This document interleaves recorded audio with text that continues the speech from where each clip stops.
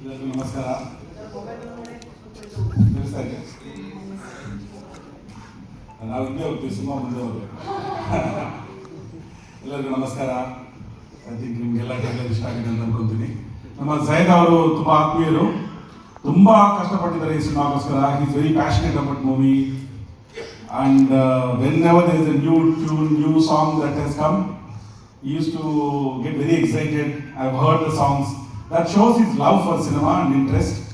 And particularly, of course, Banaras to Tumba Kelsa Madidru is very excited. This movie also is worked very hard. He takes it very personally.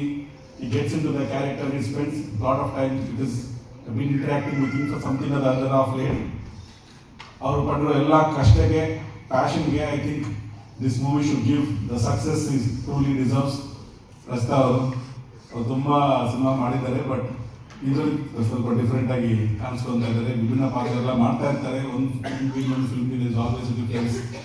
Malaika ಅವ್ರಿಗೆ ಮತ್ತು ನಮ್ಮ director Anil ಅವರಿಗೆ ಅವ್ರದ್ದು ತುಂಬ different genres ಕಥೆಗಳೆಲ್ಲ ಇದೆ. ಈ wants to tell all this stories. Is very excited to narrate. Producer Loki ಅವರಿಗೆ, ಇಡೀ ಚಿತ್ರತಂಡಕ್ಕೆ I would like to wish all the very best, and let's hope this will start off this year with big hit with this cult movie, and we look forward to all your support and the encouragement for Zayed, Anil and the entire team of Cult. God bless. Good luck.